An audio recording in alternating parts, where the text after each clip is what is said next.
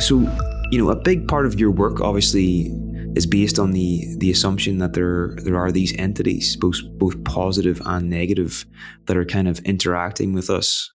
On a scale of 1 to 10, how confident are you that these things exist? Just straight up. 10.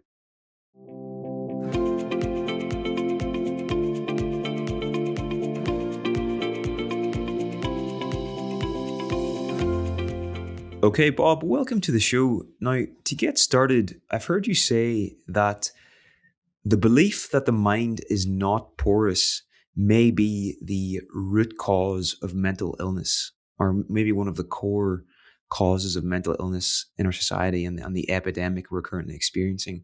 I'd love for you just to elaborate on that, just to get us started here. Okay. Well, that could take about 40 hours easily, but I'll try and make it really brief.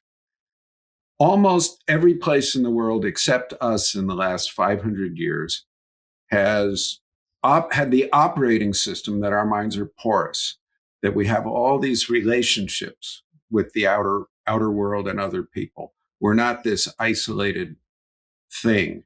And the different theorists say this started like in the Counter-Reformation or in ancient Greece or even back with agriculture.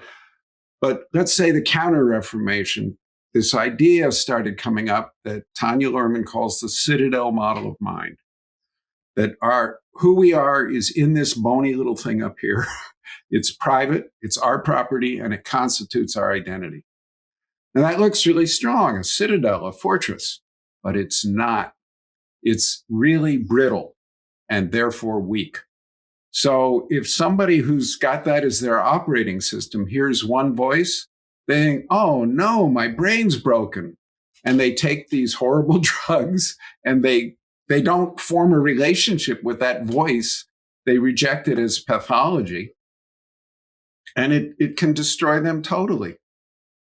So that's one aspect of it. We cannot welcome the deeper denizens, the antipodes of the mind. If there's an archetypal event that starts erupting into our psyche, we think we're nuts. We think we're gone. That whole citadel is shattered.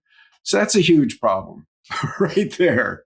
And we get worse results with psychosis in modern America than most other traditional cultures, even though we spend something like 1,000 times as much money.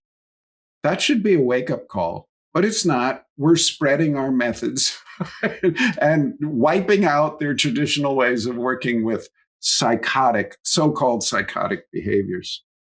Anyway, that's just maybe one facet of why this ignoring the porosity of the mind is so poisonous. Another one is, if you consider yourself this isolated thing like this, you're all walled off and you're totally separate, you will feel alone. You will feel alienated. And in the 20th century, that was what all these philosophers talked about, alienation, as though it was, and many of them saw this fundamental feeling of alienation as a root cause of the distress of the 20th century. I think that feeling of alienation is a necessary consequence of having this citadel model of mind. And I also think this fundamental alienation sets us up for totalitarian systems. But I could really get going on this. I'll just try one more thing and then I'll stop. If you think about it briefly, every living system is surrounded by a semi-permeable membrane. Cells, organs, us in the environment, everything that's a living system has that characteristic, a semi-permeable membrane around it. Why would we exempt our minds from this? It's like, huh? What? And I think there's some historical reasons for it, and it's very scary for people to let down that belief. But I think it's wrong, and it does a lot of damage. Yeah, that sentence I think is just worth underlining, that every living system has a semi-permeable membrane, and our mind is obviously a living system. And why would we think we're any different? It makes a lot of sense. Yeah, a lot of arrogance in that belief, huh? That we're different. For sure, for sure. So when someone asks you what do you do, Bob, how do you answer? Uh, well, I just say I'm a writer, I'm a consultant, um, and I'm a teacher. And when people come to work with me directly, because what I do is sort of beyond the pale, I just say this is not psychotherapy, because what I do and the way I work would not be approved by any licensing agency I've ever heard of. So I just say this isn't therapy. Don't judge it on that. We're working with these energies that come from outside of us. And somehow our semi-permeable membranes didn't work really well. And so that's the kind of work I do. And am I right in saying that you went into this reluctantly? You're almost dragged into it against your will. Can you maybe tell us about the case that got you into this work? I did. This stuff's so weird. I didn't want to get involved. Oh, almost 20 years ago now, I was in my early 60s. And I had something of a reputation as a trauma therapist, and I'd edited a series of books on childhood sexual abuse and childhood trauma. And I felt I'd put together over a long time a fairly coherent view of, trauma related psychopathology. And I was teaching, and I still am deeply involved with internal family systems, IFS, the modality developed by Richard Schwartz and many others. And I was in supervising a small group of 3 people, training them to do IFS. And I knew sort of theoretically, IFS says we're made up of parts. We're not one unified thing. We're not like a milkshake in there. We're like an orchestra with all the different instruments. We're not like a soloist. And I think that can be demonstrated fairly convincingly. And it changes how we do therapy. So we're meeting and dialoguing with all these parts. We're not trying to put them in the blender. Sometimes when you meet parts, you go in there and you're meeting things, they're not part of the person. They come from somewhere else. And that totally freaks people out. And in one of these sessions I was supervising, that was coming up. And I asked the guy I was supervising, I said, I don't think you've been trained in this yet. Is it okay if I take over the session? And he said, please, please. And what the woman was seeing in her head was a bloodshot eyeball. And it was yelling at her, you're garbage, you're horrible, you're worthless. And more and more and more. Very often people have parts who are internal critics who tell them, you're not working hard enough, you're being a jerk, all that. You probably have heard a voice like that in your head, right? So if it's a part of you, it will have a good intention. It will be doing that to try and make you behave better, make you safer, make you win love. And if you just keep asking, well, what's good about that? You'll find out. And then if it's a part, you can join its good intention. Right. But this thing, and when there are these negative external energies, they have no good intention. So I just started saying to her, just asked her, well, what's good about telling her this? It makes her feel small. What's good about making her feel small? And then, on and on and on. Finally, it just said, I just want to destroy her. And then the next thing I knew to do was I told her, ask this thing if it's a part of you. And she did. And it didn't want to answer. And it said, you wish I was a part of you. And I've been around a long time and all sorts of stuff like that. And then it had her say to me, you're supposed to be a teacher. That's a really stupid question. Don't you have anything smarter to ask? And I said, it might be stupid, but it's simple. And finally, this thing said, no, I'm not a part of her. I'm a much more glorious being, and I'm going to crush you like a worm the same way I'm going to crush her. So this was what IFS calls an unattached burden. It's an entity. Dick Schwartz hates the word entity. But anyway, what a lot of people might have called an entity. and it clearly didn't want any good for her. And I knew enough. There's some very simple ways to help that thing, help her get rid of that thing. And we got it out of her. And I closed up the supervision group and went to the staff meeting afterwards. And I felt horrible. I was like shaky. And what in the world was that? And my friends started teasing me, saying, "Oh, Bob, you're the Ghostbuster."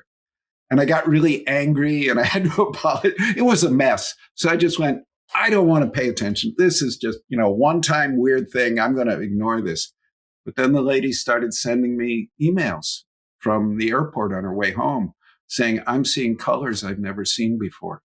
I can see the divine in everyone."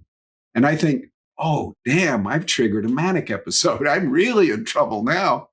But then she sent me an email that changed my life.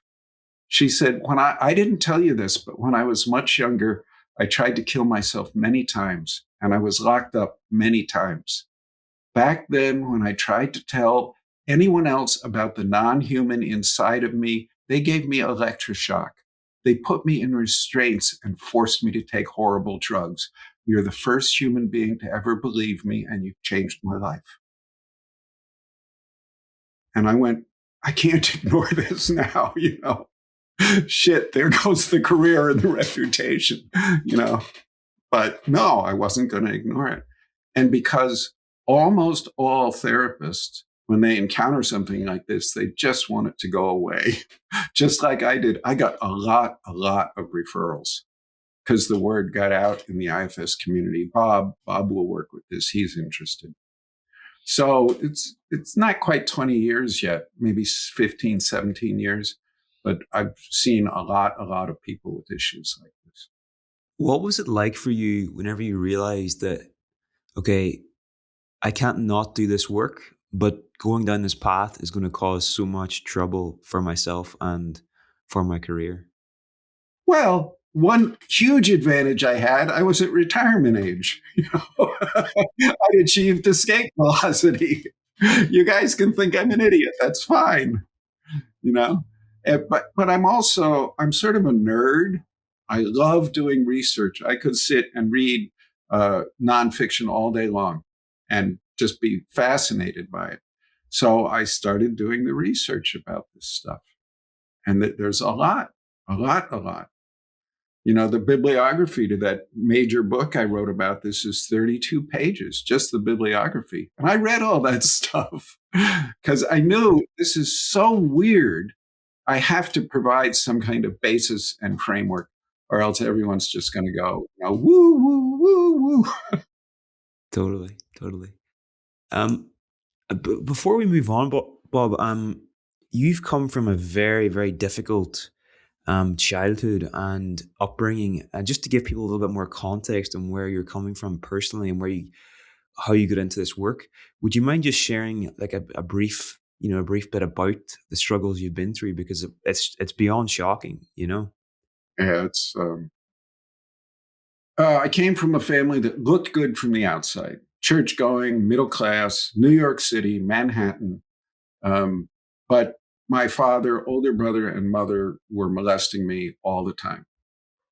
And my father had a lot of his male friends in the house, and they'd also molest me and my older brother. Mom was institutionalized a few times while we were kids. That was hushed up. My brother committed suicide when he was 17. Well, let me be more precise. He died in a probably suicidal accident when he was 17. My father was murdered when I was 21. So by all odds, I should be dead like my brother, or living in prison or a dumpster. Being a therapist who's written 10 books is really an unlikely outcome. And, I learned therapy because I was desperate to heal. And I went through all these different modalities and luckily found some that were really, really helpful. So, yeah. And coming to this, it was like, oh man, a whole nother world I didn't know existed. Yeah, it's just beyond shocking, beyond tragic. And I'm so sorry that you've you've been through that, but you've come out the other side, and you've used that to help so many people. So some good has come of it, I suppose. I like what you say about IFS. It sort of helps people change their inner world from a civil war to an orchestra. I think that's a really Yeah. beautiful way to look at it. So, a big part of your work obviously is based on the assumption that there are these entities, both positive and negative, that are kind of Mhm. interacting with us. On a scale of 1 to 10, how confident are you that these things exist? Just straight up. 10. 10. Okay. And there will be people listening to this. Like, there are people in our audience that are uber skeptical, materialist, Yeah. etc., etc. What do you Yeah. feel is the most compelling evidence for that person listening that's just going, "Oh, this is nonsense." Hell yeah. Um, well, let me put it. Here's something I've said, because I have a little bit of my undergraduate degree and some graduate work in anthropology. There is a psychobiological dynamic that happens in pretty much every culture we have records of. It's one of the most widely spread phenomena like this. It occurs in every era of history we have records for. And whatever it is, it can have huge impacts on person for good or for ill. The metaphor most often used to describe this is spirit possession. Whatever metaphor we use or however we study this, it's worth studying because it happens. We have records of it everywhere and throughout history. We ought to be studying this. So that usually gets some people going, well, maybe. And then another thing, Richard Dawkins is maybe the most arch atheistic materialist alive today. Well, he talked about memes and memeplexes. And memes are like a virus of the mind that goes from one mind into another. And memeplexes are a whole conglomerate of viruses of the mind that go from one mind into another that have emotional content, and he thinks can destroy or really damage people's thinking, all this stuff. So if you look at that, could be a totally rationalistic, atheistic version of what these spirit possession experiences are. For sure. There's a story Daniel Dennett used to use whenever he was alive, and he would talk about these ants. I think they were in Germany, and what was happening was they would climb. They were climbing to the tops of blades of grass, right? And they would Mm-hmm. sit there and they would wait. They wait for a long time, and then every so often a cow or a deer would come along and it would eat the ant. And then, scientists were studying this and going, what is going on? Like, this goes against everything in Darwinian evolution. These ants are essentially sacrificing themselves. Doesn't make any sense.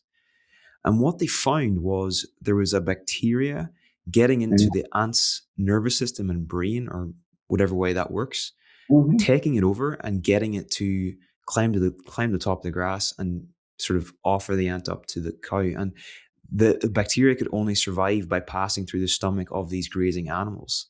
And then it uses as an example for like memes and these things that, like, this is the kind of effect that these external things can have on us. So I think that links in well here with what we're talking about. That's a biological example, but the mind is Yeah, part of biology, and you know, yeah.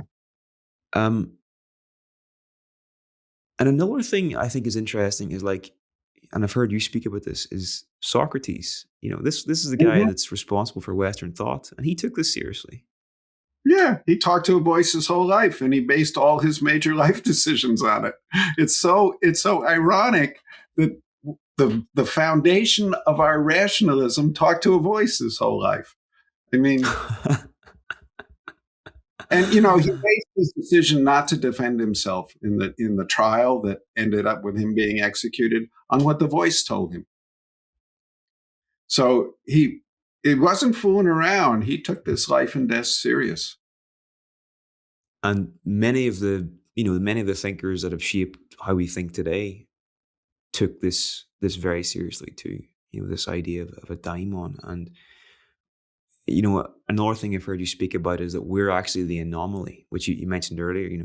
Us weird cultures, Western, educated, industrialized, rich, and democratized. So an area I wanted to ask you about was psychedelics, Bob, and Mm-hmm. people encountering entities whenever they're under the influence of psychedelics. Maybe just share your thoughts here. Okay, I'd love to. I want to go back to the skeptics a little bit. They're really important. I don't want them to feel we're trying to shove them out of this conversation. Most people have skeptical parts, and they're usually very intelligent and very clear thinking. We need those qualities in this subject. I just want to suggest to all the skeptics, we're in the data collection phase of an investigation now. We know almost nothing here. We need to collect data. And every scientist knows if you start the analysis too soon, it messes up your data collection and the analysis is faulty. So I don't want skeptics to go away. I just want them to look at what's actually going on here. Okay, so psychedelics. Yeah, very, very important. They've been a major part of my healing. I think they're one reason I survived when I probably should have died, because I got started doing psychedelics in 1967. So I have a little experience. I think one way you could conceptualize how psychedelics work is they increase the porosity of our mind. They make that semi-permeable membrane more permeable. And there have been studies, especially with DMT containing psychedelics, that say Roland Griffith's study said 50% of the people who take sufficient doses meet conscious agentic beings. And the researchers did not like this. It does not fit the Western worldview at all. Other people, I think it was Imperial College London, who were dealing with substantially higher doses, say, no, it's 80, 90%. Often, very often. But the good news is the vast majority of these encounters are with benevolent beings. The scriptures checked our guide, wise person, earth mother, stuff like that. It's a relatively small percentage that are these negative, what IFS calls unattached burdens.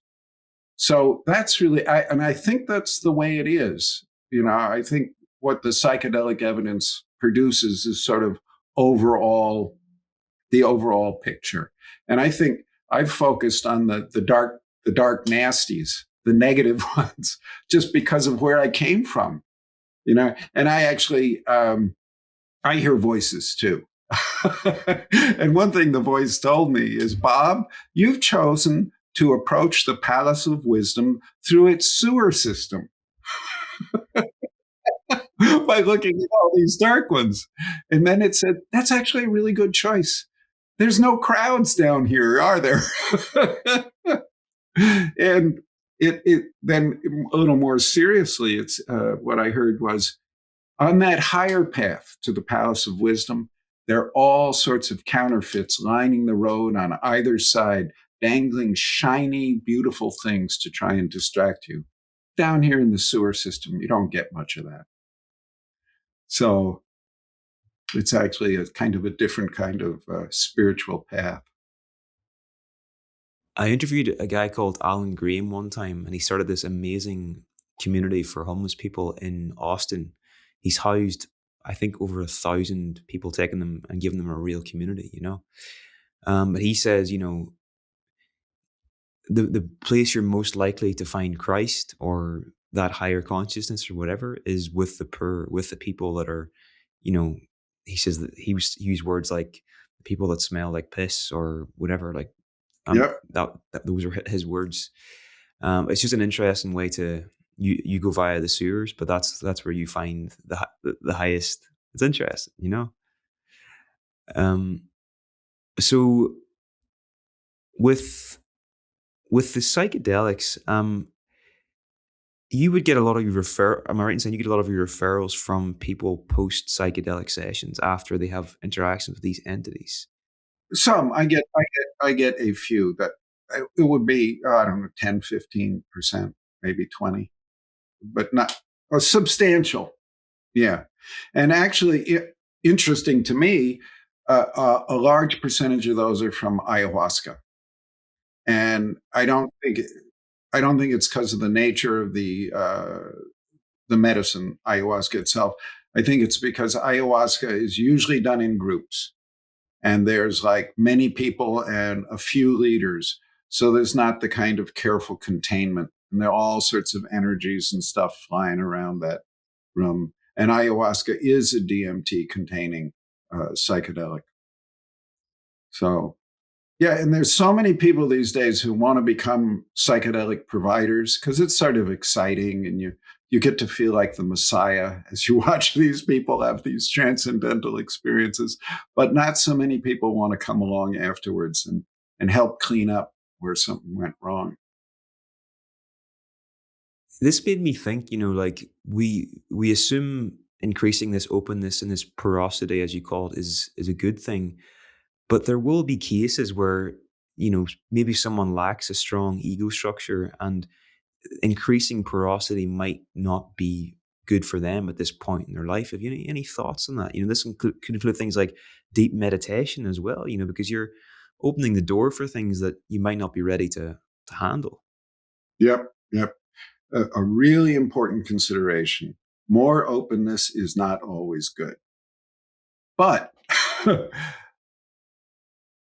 I think these negative energies, like that thing I described in that woman, obviously can do a lot of damage.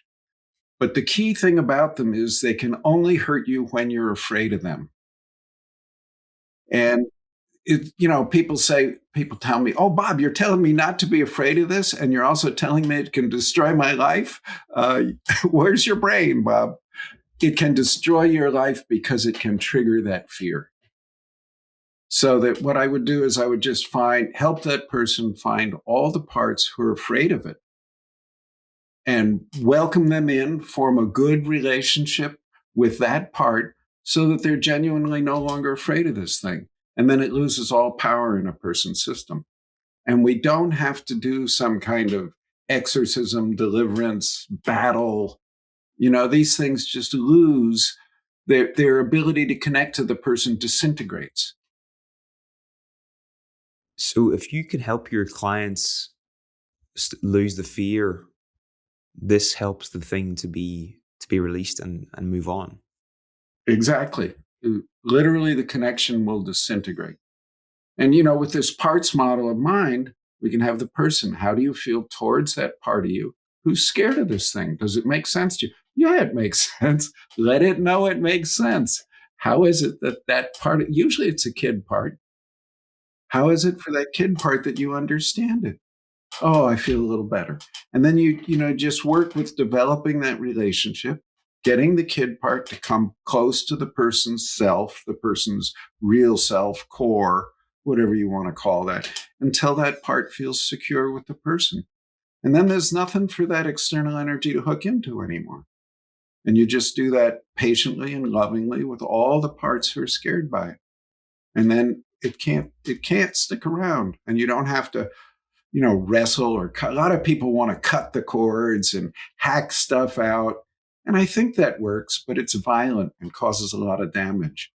I think it's like doing surgery with a meat cleaver instead of a scalpel. You can use the presence of these negative parasitic energies. And I think parasite is a really important metaphor. You can use them to help the person find all the tender lost parts of themselves. So you can actually turn their attacks and attachments to a person to help that person grow in sort of an accelerated way. Does that make any sense? It does. It does. That's interesting. And if when this has gone well for you and you have helped somebody, separate from an unattached burden. What have been the effects you've noticed? Like in terms of how has their life changed as a result of these interventions, apart from the lady you mentioned at the start? Okay, well, let me go back to her because I kept track of her because I wanted to know how things were going. And she said internally, she felt that her life was blossoming. And also externally, her life was blossoming. Her marriage improved. Her work got better. And she just said, oh, it's so much better. Another thing I hear a lot, oh, it's so much lighter. I feel so much lighter. It's like you took a heavy weight off my back. But I didn't do it. They did it, you know. But there's a heavy weight that was on me that's gone. And usually when these energies are big in a person, the person has sort of sneering, contemptuous, arrogant kind of attitude, or they have some rather dark attitudes, and those tend to dissipate. Another thing, yeah, I think when we do have these parasitic dark energies around, one of the big things they do is block positive connection to spirit.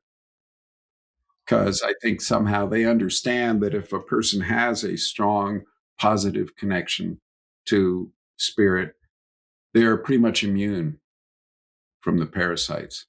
So, very often when these things come out of a person can find some spiritual tradition they can reunite with. If there's one they can reunite, or just spiritual but not religious, so it opens them up, I think, to depths of themselves which give them a power and stability in their lives.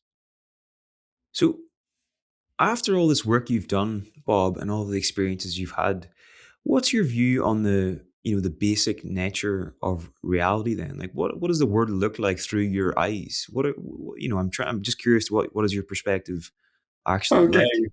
Yeah, the honest answer is we don't know anything yet. We are babies wandering around in diapers, and most of the time our diapers are dirty.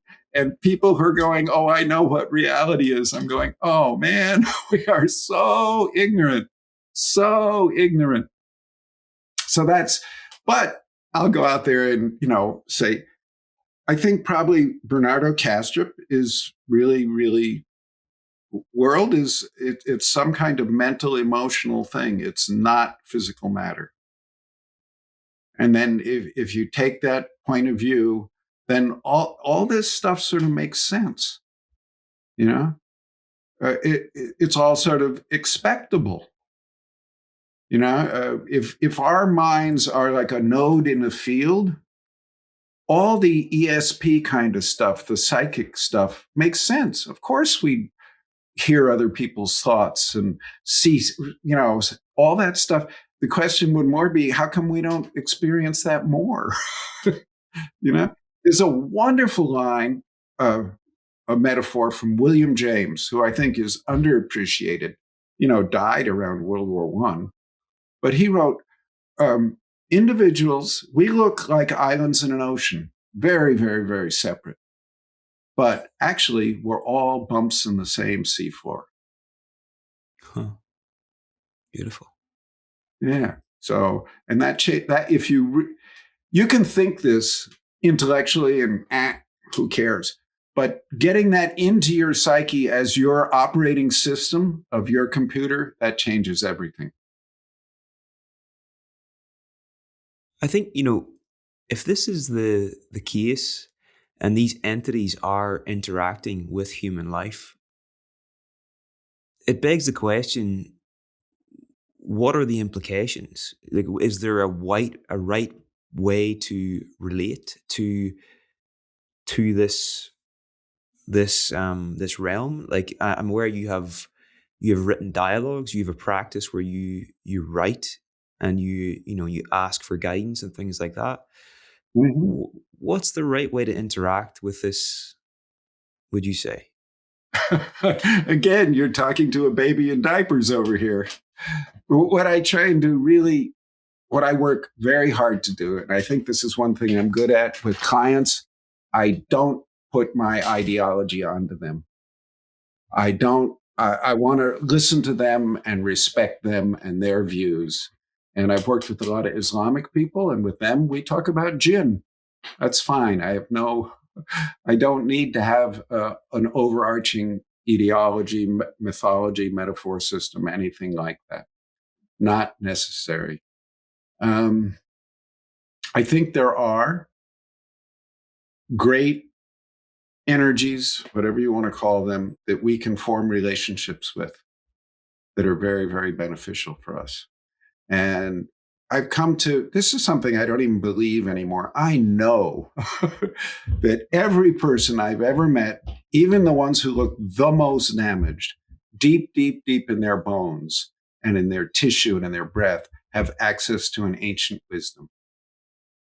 And I don't have to be this big shot expert over here. I just have to help them get all the gunk and mud off their essence that is in there. And that is such a relief as a therapist to just, I have absolute certainty that's in there, even in people who look totally destroyed. And would you be willing to share the details of your written practice? I thought this was so interesting, like how you actually do it. Like you're writing, you're on a page, and there's a dialogue back and forth. How does it work? Mhm. Okay. I want to say, I thought my skeptical parts came up when I was introduced to this. And it was introduced to me by a woman named Kay Gardner, who I respect and love. And I thought, this is the stupidest thing I ever heard of. But Kay said it's a good idea, so I'll try it. And I just sat down and took 10 minutes and wrote my name and then wrote a question and then just spirit and wrote an answer and just back and forth like that, without stopping, as quick as I could, not really reflective. And at the end of 10 minutes, I realized whoever was answering my questions knew more than I did. WTF, that was shocking. And then because I just kept doing it, and it's gotten deeper and deeper. And I've been doing this maybe a decade more. And I summarized the first approximately 3,000 pages of those journals. And that's going to be And released as a book. yeah, it is. It's out, called Spirit. Came out in December. And that's where that idea that I'm trying to approach the palace of wisdom through the sewer system came from. And it often, for me, Spirit has an incredible sense of humor. It's not always, profound, Yeah. Well, the people that are most enlightened, well, the people that I've seen are most enlightened have a tremendous sense of humor. Like someone like Alan Watts or Anthony DeMello or Eckhart Tolle. They're always laughing and making jokes. There's no seriousness. So if you say 80% of these things are positive, and you do have the negative unattached burdens there as well. Have you thought about is there anything that can be done to sort of like protect against those things coming in? Do you think? Well, a lot of people do all this stuff about creating boundaries and sacred circles and all that stuff. And some of that, I believe, is necessary. But I think that's a flawed strategy, because you're putting your precious life energy into creating defensive walls. That's not the optimal use for your life energy. So one way of doing this I like is a meditation that's on my website, that it's from somebody else. He called it the seal of light. And you just ask people to look inside, find the core of their life force. Most often experienced as a light, like a distant star in the lower stomach. Not, and you just ask the person. You don't impose your view. You ask the person, how do you, and then you just invite them to let that life force energy fill their body. And notice any constrictions, obstructions, objects, anything. Don't fight with it. Just notice it. Notice it. fill your body all the way to the skin. And sometimes it won't go down a whole arm, the whole arm will, and then let it go poof and go out a couple feet all around you. Notice any movements or stuff in that area around you. And then just, take a few breaths and come on back. And then I'll have them make a map of everything they saw front and back. When you're full of that life energy, these things have a very, very hard time getting into you. So I think it's a better protection. And this is not dumping precious life energy into a defensive structure. It's something that's beneficial and good for you and increases your life energy, whether or not there's any attack going on around you. So there's other approaches like that I like a lot. Have you had any dialogue with the Catholic Church in terms of, they would do exorcisms and stuff? Have they ever approached you, or, has there I've been any? approached that. And actually, most of them didn't want to talk to me. But this one wonderful priest in Poland who worked with exorcisms mainly with children, we had a couple long discussions through a translator. And he suggested, because he does it the traditional sort of harsh, violent, out kind of stuff. He said, well, Bob, maybe you're only working with what we would call obsessions, not full possessions, that you're working with the milder cases. And that could be true, but I've seen some really intense people, so I don't know, but he could be right. I don't know. And and there's this guy, Richard Gallagher, was a psychiatrist who did the intake interviews for the exorcists in America to screen out psychiatric illness. And he's a very interesting guy. He says this is clearly distinct from classical psychiatric illness. And there are all sorts of ways he would work to, make a diagnostic distinction between the two. I'm going to read out something that I heard you say on another interview, which I thought really was really interesting. And it's basically, you could have a phobic response to something that came from your grandmother that you never met. And this is about legacy burdens. Can you just elaborate on this a little bit, that this is possible, that, we could be walking around with fears, phobias, and these were things that didn't happen in our lifetime, but were passed on. And we never even knew about them. Okay, there is a great experiment done with rats. And the standard of reality in the 21st century, if you can do it with rats, it's real. If you can do it with people, who knows? But you can do this stuff with rats. It's the D.S. Ressler experiment. And D.S. was a psychologist in Atlanta, Georgia. And Ressler, with an R, not a W, if you want to check the references, was an MD at Harvard. D.S. realized that many families in the poor Hispanic slums he came out of, mental illness and addiction ran in the family, seemed to be inherited. And he wondered if there was something more than just a behavioral transmission. So he designed what I think is a brilliant experiment. He took a male rat, just the male rat, and exposed it to a relatively pleasant chemical smell. Smells like cherry blossoms, sort of.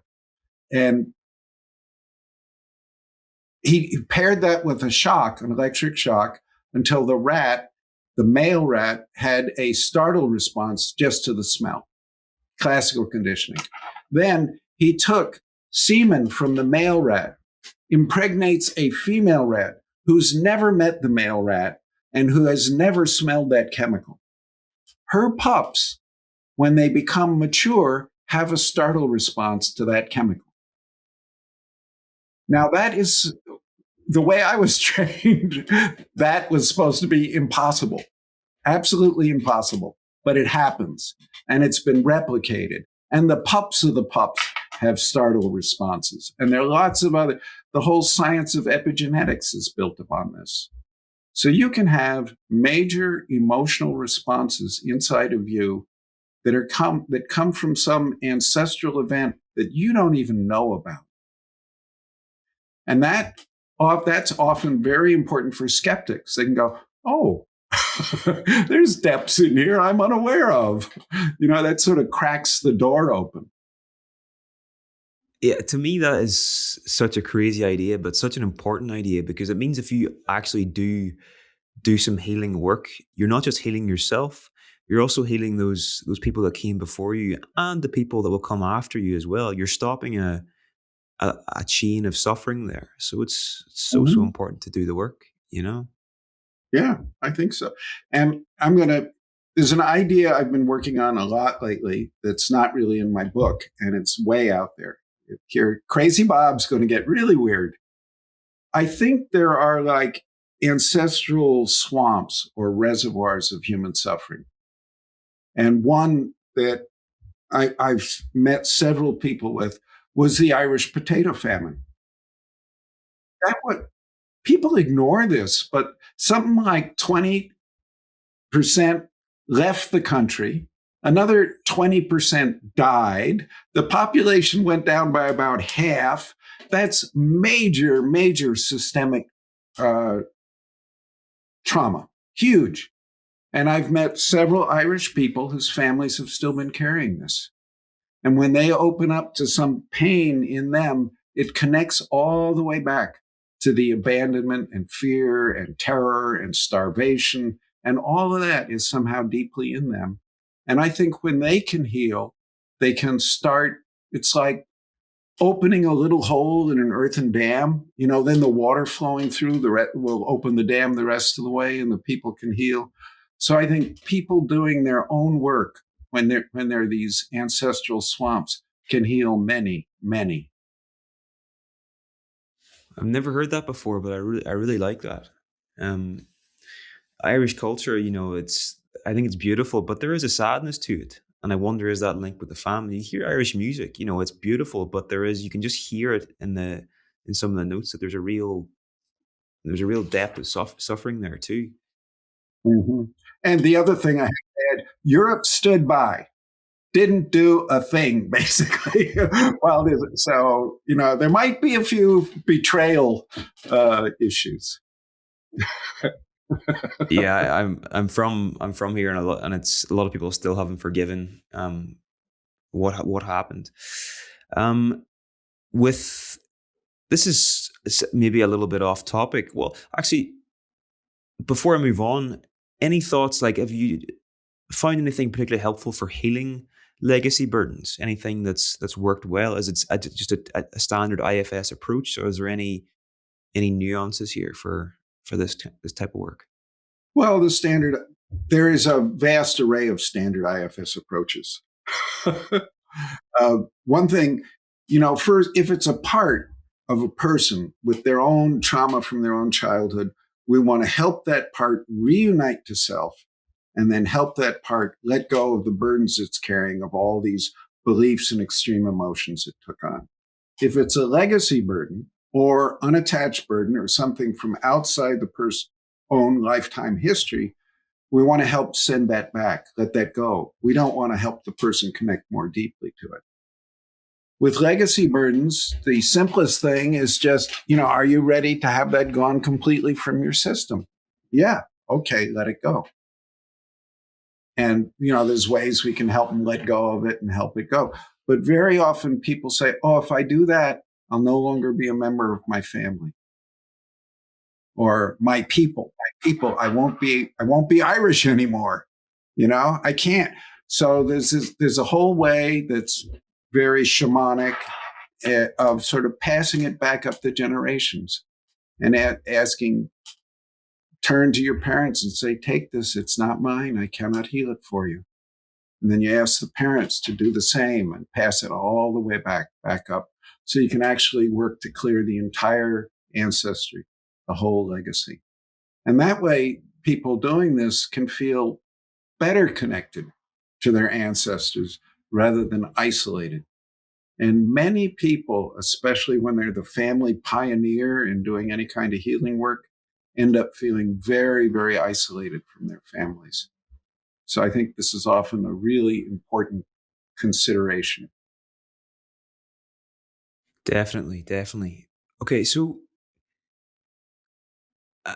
For me, this is all, the more I speak with different people in psychology, in the field of consciousness, science and spirituality, these different areas, you know, it seems like it's relationships all the way down. This is, and Ian McGilchrist, who I've heard you quote, I think he said relationship is prior to relata. Um, can you maybe just share your thinking here? Um, we're not these isolated islands. We're the ocean floor. We are that web of relationship. And we are actually created by the relationships, and an infant with its mother, it's pretty clear. The infant's only way to regulate its own internal states is by going out and having a relationship with the mother. The number one way we adults regulate our own internal neurochemistry is through relationships with other people. Our emotional well-being is in this intermediate realm between us and others. And we tend to ignore that, sort of with that Citadel model in mind. No, I'm over here, blah, blah, blah, blah, blah. No, you're part of a vast web. And we're always in relationship, but it's not always a good relationship. And the work of Martin Buber here, I think, is so Yes. important too. Oh, me too. I think he's the most underrated or understudied philosopher around. He says he said there are two basic words. One is I, it, one is I, thou, and he talks about the I, it and the I, thou relationship. And at one point he said, all evil came out of the I, it, relating to others as an it, a thing. I think he changed that later. But anyway, one of the points he made that's really important here, the I, when you're relating I, it, is different from the I in the I, thou. It changes who you are. Who you are is changed by how you're relating to others and the other within us, because there is stuff that we experience subjectively deep within ourselves that's not us, that's bigger than our conscious minds. I just want to underline that. That's so important that, this basic distinction not only changes the other person in your mind, but it also changes you. Up to Christmas, I did a 30 days of gratitude experiment where I would essentially one person per day for 30 days, I would write them a WhatsApp message or an email and just let them know how deeply grateful I was to have them in my life, all the things I appreciated about them, maybe some specific things, some memories, etc., etc. And every time I did this, it quite literally changed my internal state in a very, very good way. And it was because I was entering into that I-thou relationship, and that changed me for the rest of the day subsequently. So, it's such a simple distinction, but you can always ask yourself, am I in an I-it relationship here or an I-thou? And that can be with anything you're doing, any person you're interacting with. And it's so easy to lose sight of that. Mm-hmm. That makes me think of a story that might be this gratitude as the center of spiritual practice is a big idea of Brother David Steindl-Rast, who I was very lucky to get to meet and spend a lot of time with. And when I was a younger man, I did some really obnoxious things. Oh, well. One of the things I would do is I would go around to all these spiritual leaders, rabbis, priests, ministers, and, Brother David's a monk. And I would demand of them this thing. And this is what I did to Brother David. I said, Brother David, your God is omniscient, omnipresent, and benevolent, right? Yeah. Okay. And I say, I can remember cowering in the corner of my bed in my bedroom when I was about 7 years old. And my dad is out there standing, totally naked, drunk, screaming obscenities and threats at me, spit coming out of his mouth, red face with a big erection. I know I'm going to be raped and beaten all night. Where was your God? Where was your God? And almost all the religious leaders ran like I was a rabid dog. Brother David came over to me. He put his hand on my shoulder and he said, "He was there, Bob. He was there. He was looking out into the room through your eyes and he was weeping." And that opened a doorway that allowed me to reconnect with spirit in a good way. And I spent as much time with that man as I could for years. Wow. Wow. Thank you. Thank you for sharing that, Bob. That's yeah, that's really powerful. Um, one more thing I wanted to ask you about before we wrap up was this idea of, I think it's interoception, and how central this is in our mental health. Can you maybe just share your thoughts here? Okay. This is a super important subject. And I'm working on another book, and this will be a big, big part of it. There's something, if you're a therapist, you have to be pompous. At least sometimes, otherwise you're not taken seriously. Transdiagnostic efficacy. Interoception skills are good for almost all mental problems. They basically refer to your ability to sense your own internal subjective state. And this includes proprioception and all this other stuff. Some people say, for instance, that one reason autistic people often flap their hands, they don't have the interoception skills to know where their hands are. So they flap their hands so they can get information back, so they can know that. So sometimes interoception is this very sort of basic, intense thing. And sometimes it's way, way, way, way, way more subtle. But I want to say that poor interoception skills, there's studies correlate, almost everyone with an eating disorder has poor interoception skills. High 90s, incredible correlations. Also treatment-resistant depression, also the so-called borderlines, they all have this problem with interoception skills. The good news is interoception is trainable. If you got poor abilities in the first place, you're not going to be the Mozart of interoception, but you can be trained, you can get a lot better. And at the higher end of the interoception stuff, it gets more and more subtle. Anthropologists talk about the same thing, but they call it inner sense cultivation. And it's really too bad that anthropologists and psychotherapists don't hardly ever talk to each other. Tanya Luhrmann says that inner sense cultivation at the highest levels, that's what prayer is. Prayer is a way of cultivating our most tender and subtle inner senses. So you can go all the way from needing to flap your hands to the height of prayer. It's the same continuum of the ability to sense our inner world. And this is ignored in the West, and it's super important for our well-being. I mean,